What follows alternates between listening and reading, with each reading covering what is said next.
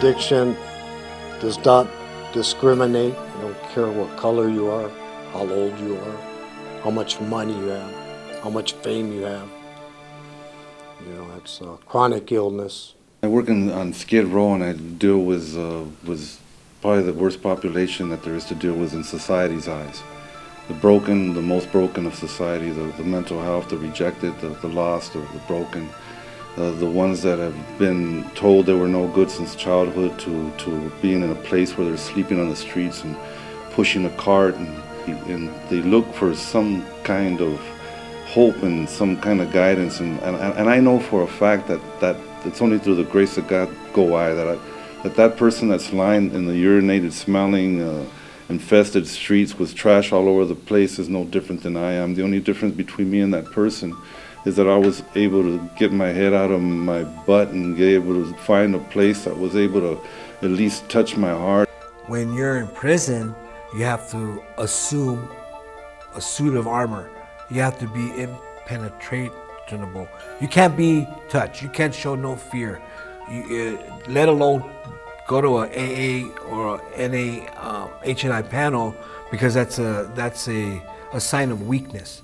So you're not really allowed to expand on learning what your problem is and why you keep going back to jail or prison. All we do is learn more ways on how to beat the system, if you will, and just beat ourselves up continuously. And I was caught up in addiction I look back at my life, I probably started when I was 12 years old. Started with alcohol and a little marijuana. And then I progressed into other drugs. My preference of a drug was heroin. I started shooting heroin when I was 15 years old. And I continued to live that lifestyle of addiction. I shot heroin and did other drugs and drank alcohol until the age of 56. You know, the same people that are sitting out there said the same thing as I said, as they say. You know, this could never happen to me. You know, you're a hit away: crack cocaine, alcohol, heroin, methamphetamine, prescription narcotics, Vicodin. A lot of the people that are out there now are younger, white middle-class kids that started out with OxyContin. They come from a good home, and I see them walking around there, and they look like a peacock in a chicken coop. And I even sit there and I say, "What are you doing here?" And they're saying, "You know what? I started off with OxyContin. Heroin's a lot cheaper. Now I'm down here shooting heroin." They got blood dripping down their arms, and their parents are looking for them and calling for them. And now the parents understand that they're not exempt from living this life. Addicts aren't bad people trying to get good. They're sick people. Recovery from drug addiction is the process of an individual trying to get well. They don't belong to a particular race or exist only in certain parts of the country. They are lawyers, farmers, athletes, doctors, career professionals, soldiers, mothers and grandmothers who struggle with drug dependence on a daily basis. They are proof that addiction doesn't discriminate, but thankfully, neither does recovery. Several people have a view that once you're that far down, you're never going to get back up. But I'm a testament to that. I mean, I walked the streets as a prostitute, a heroin addict. My child was taken from my care, and I'm very successful today. But I think all it took was one person to believe in me, just a little bit of hope, which I didn't have inside me, just a little bit of hope from someone outside of me to say, you can do this thing. And that's what it's all about. And I don't care how far you've gone down, you have the ability to get up. Addiction is a complex chronic disease characterized by craving, seeking, and using drugs that affects every organ system in the body. Repeated use of drugs changes the brain, including the way it looks and functions. I did try marijuana, and in that moment, I felt like everything made sense. I felt like I was able to see through a white wall. I felt wondrous. I felt courageous. I felt curious. I felt amazing. I felt, so I would say, quote unquote, alive. But once I was actually out of it, you know, I was no longer high. I no longer felt anything. I kind of just looked around me and asked, well, I mean, nothing changed. Everything is still the same. I'm still the same. My hair hasn't grown longer. You know, I'm still the same color. Nothing changed. And I got hungry. I got sleepy. I woke up the next day. I felt so brain dead. I was just like, my goodness, what is this? What is this substance? What did I consume in my body? Why do some people become addicted while others do not? Peer pressure, seeing their friends do it, think it's cool, going to parties, trying to keep up, and then keep doing it, and they turn into a really big problem. I think people mostly start taking drugs either because they know someone who does it and they feel pressured to do it, or I know in some cases some people are really depressed and so they take something to make them forget about everything and then they get hooked on it. There's two issues when it comes to young people and drugs and alcohol. One is that when you use drugs or drink, it changes how you feel. It might make you feel less anxious. It might make you feel more confident. It might make whatever is hurting inside of you go away for a period of time. In experiencing that, it's very common that the young person then wants to do more. They want to smoke a second joint. They want to smoke pot 2 days later to repeat what they experienced the first time or the time before that. The problem is that with drugs and alcohol, you build up a tolerance. And so you might use a certain amount of a drug one time, and then the next time it doesn't give you the same feeling, and so you have to increase the dosage. Addiction is very similar to the definition of insanity. The definition of insanity is doing the same thing over and over again, expecting different results.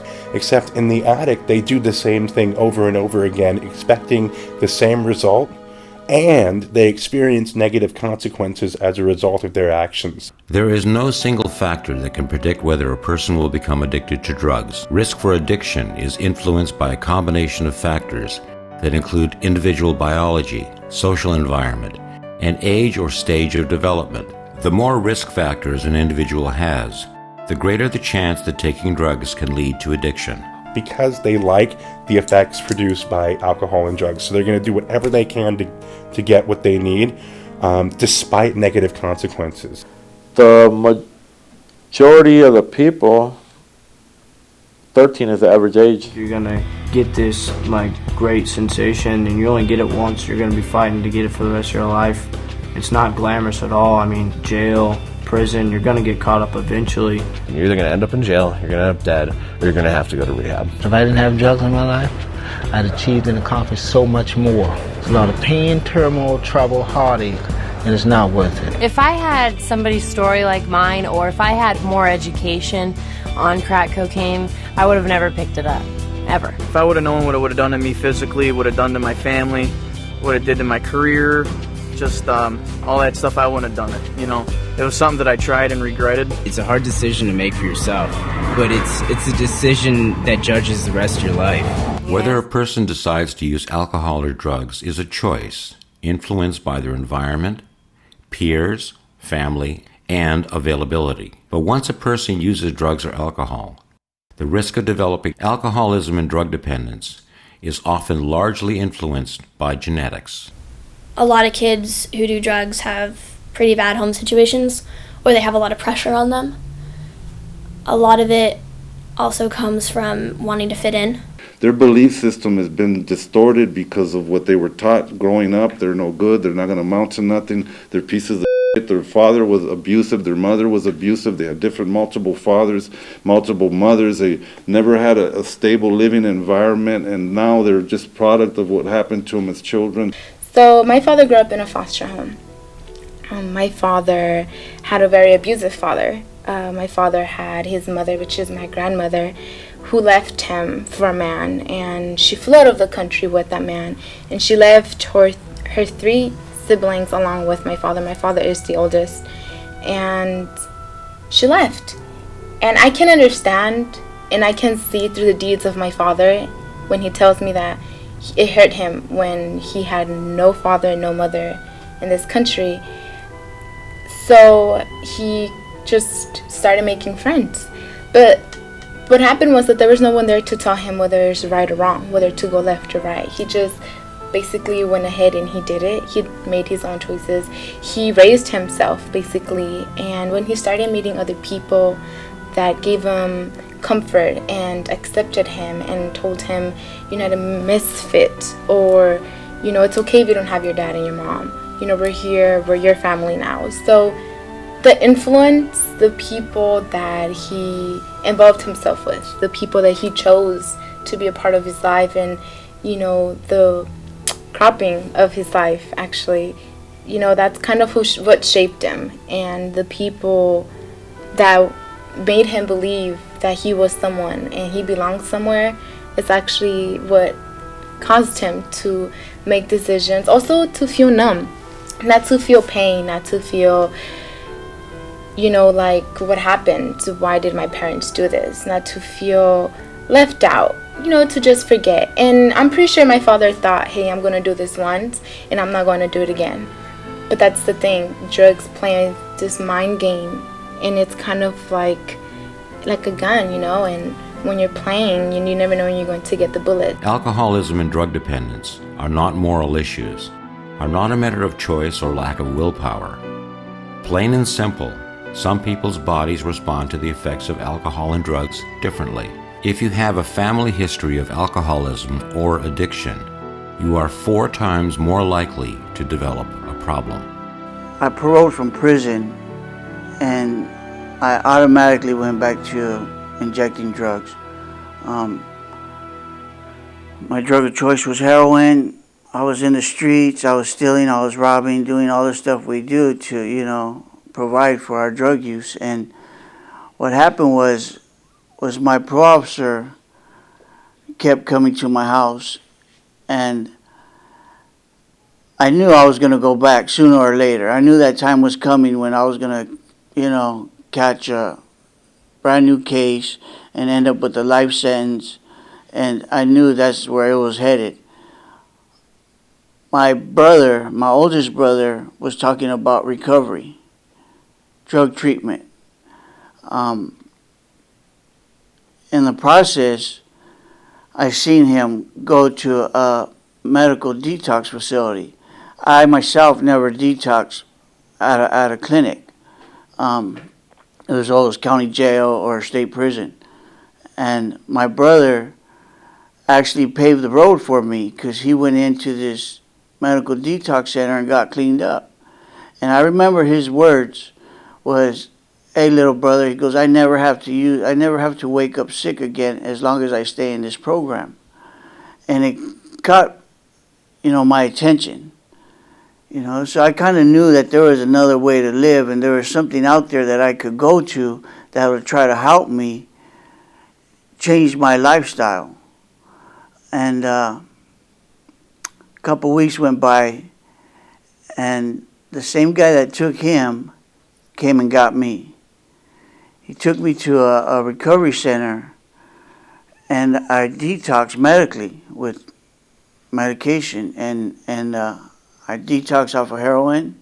Each year, more teens enter addiction treatment with a primary diagnosis of marijuana dependence than all other illegal drugs combined. Marijuana is a gateway drug. Marijuana is a gateway drug for so many kids that I've seen come through my sober living. Hey, how did you start?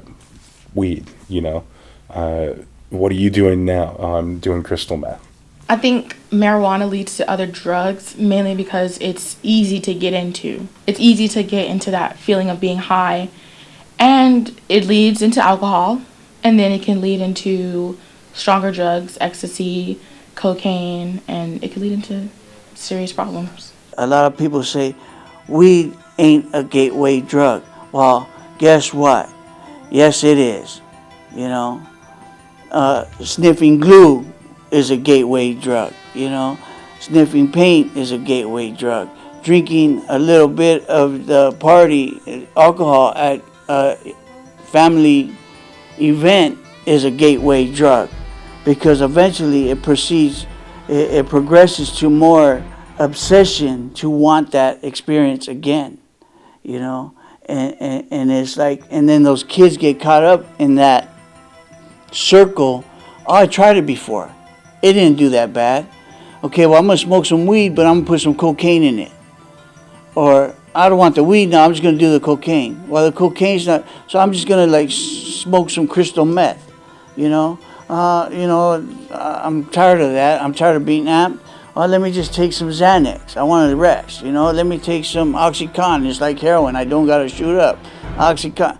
Let me just inject some heroin. Whether you become addicted to marijuana, Oxycontin, heroin, Xanax, cocaine, methamphetamine, or Vicodin, the effect on the brain and your life is the same. An uncontrollable craving to keep using that is more important than anything else in your life, including your family, friends, co-workers, career, school, and even your own health, security, and happiness. For somebody that doesn't understand addiction, the addict is going to do whatever means necessary. That includes stealing, prostitution, it doesn't matter. I went from being a very successful business person, having my own apartment, living in New York City, to I wake up one day, I'm 30 years old, I'm living with my parents again, and I'm actually stealing my mom's purse to get money for crack. I went from being in this upper middle class family, wonderful home, to going from crack house to crack house. Where you go and do drugs, smoke crack nonstop. Usually there's somebody at the door that asks you what you want. 78% of individuals incarcerated, 78% are in prison due to drug-related crimes. Most people who use drugs do so with an intention of only using once or once in a while. No one decides that they want to be an addict. But we are dealing with addictive drugs that directly affect the brain. It is easy for occasional use to change to frequent use. That is addiction. Can you stop? If they feel like they can't do that, they may have crossed into the line of addiction. The addict and alcoholic starts out having fun, but they're drinking occasionally, they're drinking more than the most person. Then now they're starting to experience some problems and they're drinking like quite frequently, And at some point it becomes every day. And now they're just experiencing problems. And I've heard so many people, so the line where it really clicks in is when it's just problems, and that's different for everybody. That line is set, differently, like I said, because it's based on an individual. But when it's problems, that's at least what we have identified, you're definitely probably an alcoholic or an addict. One of the issues with addiction is that oftentimes there's a co-addiction. Again, someone who's addicted has turned to something to help them feel better.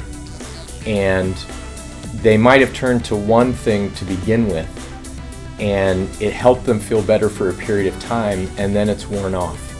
And so they might do one of two things. They might escalate that particular form of addiction that they're partaking in, or they might in fact turn to something else that makes them feel better also. So it can happen that someone who has an addiction to one thing actually does have some addiction to other things also. I'm sure it started off as people wanting to escape from problems. I was not the type that could drink one beer and have a good night or take just one hit. I'll go to the wheels fall off, and it was always until I got arrested. So for me to actually say, you know what, I'm not going to drink no more and walk into a program, that was not me. I couldn't do it. So to me, I think the way the cop, when he arrested me, he told me, I saved your life. I didn't understand it at the time, but going through court and the judge not seeing fit for me to go to prison for drug and alcohol problem and sentence me here, I do see everything as they saved my life. But I couldn't walk into a program and say I need help. I'm the type that would be so done with smoking and throw my pipe, but I'll see where it landed. Next time somebody came with a hit or I got a couple of dollars, I'll go look for the pipe. They want to take the next step. With someone who has addictive personality and to either alcohol and or drugs, heroin's just the next step in the chain. Not everybody gets there. Some people go off to do different drugs, but you find a lot of people saying, I'm never going to stick a needle in my arm, but yet they do, because they want that next level. And heroin is a very strong opiate. It knocks people out. They shoot it up and they get an intense rush of pleasure, followed by like a what they call the nod, which is where somebody's just nodded out or sleeping on a bed. So the way that it's done is that they'll tie off their arm. They'll tap their arm and find a vein. They'll get the vein up. In the meantime, either a powdered substance or a tar substance is added to water. It's burned in a spoon and melted down, and then stirred up a little bit. Then they put a piece of cotton in there, and they draw the liquid up through the syringe that's, the tips pushed on the cotton and put it in their veins. So right then and there, when you mainline that, you're getting an intense rush of opiates into the system, and it feels very euphoric. And then, like I said, the person relaxes and passes out. It's highly addictive, and it's also probably one of the more fatal drugs that people do. You don't hear of cocaine overdoses as much as you do of heroin overdoses. I mean, I hate to say that, but every time someone dies, it's usually a heroin overdose. Not to say that any other drug isn't as equally as dangerous. I just hear about more heroin than, crack or cocaine or meth, although you do hear about those too. There's many different ways addicts present themselves. One is obvious. They're physically loaded or intoxicated when they present themselves at the pharmacy. Most people who take drugs to feel differently don't necessarily take them to the excess where they're intoxicated when they come into the drugstore. That's one very simple way. There's other subtle ways. People that try to get their refills too soon. Now, I'm not talking about on a one-time basis for a vacation, etc. But I'm talking about every month they will call a week early, sometimes 2 weeks early. They've lost their medication. The dog ate it, they dropped it in the toilet. Various and sundry different excuses as to why they need early refills on their medications. Started feeling sick when I didn't have them, and it was just different. I didn't really know what it was at first. I had no idea. I couldn't sleep, and my legs were kicking, and I was throwing up, and I was like, what the hell is this?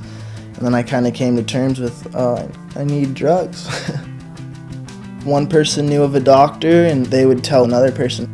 We'd pay him cash, they'd write us a prescription, we'd go to the pharmacy, and we had our prescription for the month. Sometimes I was going to 3 different doctors in 1 month. I had a good amount of 400 pills a month, and I was doing 6 to 7 a day. It was getting so expensive, and I said I could sell these for $50 and go buy a gram. A gram of heroin was the price of 1 pill, and a gram of heroin could last you 3 or 4 days. 1 pill could last you a couple hours. So the calculation was simple, just sell the pills that you get, make money, and get free dope. I'd say that it's a really bad thing to do because it can lead to a very bad life. You could end up being homeless and begging for money just to get drugs. It can really ruin your life. If you have any goals, they can be completely shattered just because you started doing drugs and you end up on the road of addiction. They have nowhere to go, and they're sleeping on the streets, and they don't have access to food. Their shoes are coming apart. I see them that haven't showered in weeks, who have the same socks on where their feet have where they've gotten athlete's foot, and it's turned really bad, and they don't have any shoes to put their feet in, any new shoes or any new socks, and those things are those things are really important. We take those things for granted every day, but that's when they're usually at their bottom. And a lot of them, they come out here with a dream, and and a lot of times that's when they're ready to go home, and we can contact a family member, and we can get a family member that's willing to help them, and we'll buy them a bus ticket and take them to a Greyhound station and get them back home to their family. I'm a lithium generation kid. They had me on Ritalin, Prozac, you name it, because of my anger. I had anger issues, life wasn't no box of chocolates for me. I was targeted, I was jumped, I was picked on, literally picked out of the crowd to fight just for no reason. You soft ass, you look like you could be in the house, you know what I mean? You're a pretty boy, what's up, just little things like that, bullying. I never really got picked on. I was bullied. Because when you get picked on, you don't fight your attacker. You don't fight him. I fought my attackers head on. You got a problem with me, we can meet up at 3 o'clock, But in turn, unlike me, because I'm only speaking on my experiences out of respect to this perspective, the other kid might turn to heroin. You know, the kid might slap him upside his head, say something about his mom, and the kid will get pissed, not say nothing, and go home, and you know what I mean? There is no cure for drug addiction, but it is a treatable disease, and millions of people are living lives in long-term recovery. Recovery from drug addiction, like other chronic diseases, is a lifelong process. Just as the addiction has impacted every aspect of your life physically, emotionally, and socially, recovery requires making major changes to the way you live, deal with life's problems, and relate to others. My life was going to change because I had the ability to change it, you know, because the seed was planted to me in here. And I remember the first time I got an award, I went to the city hall. And me and Russ and a couple other guys, we went to the city hall. I'm like, where we going? And I weighed like 150 pounds. And you know, I wasn't too good of a looking guy. And I had hair back then. And I'm like, what are we doing over here? They're like, the city wants to give you an award for volunteering your time to the community. And I remember I got a big old certificate, you know, from the city. I'm like, wow, I never got anything like that. So that changed my way of thinking. One thing that I do know for sure that no one is exempt from ever becoming a statistic and sitting there in the skid row, because everybody that's out there, I'm sure when they grew up had other plans.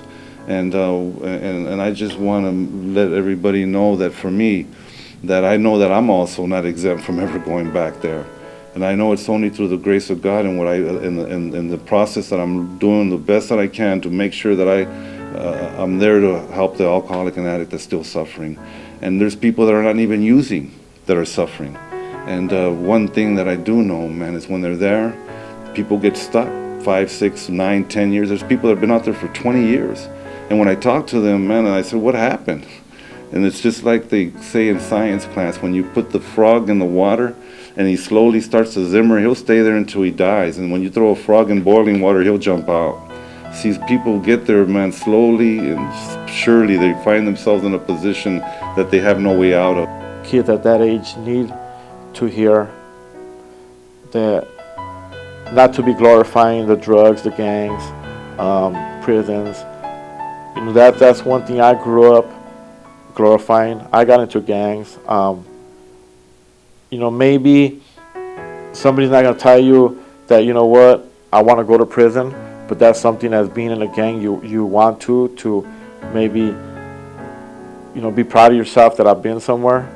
So I know what it's like to have no self-worth. I know what it's like to have nothing to even draw on, to even want help as a human being. But when someone believes in you and you start to believe in yourself, you find that there's a light that turns on inside of you, and there's hope and there's belief in yourself like there's never been before.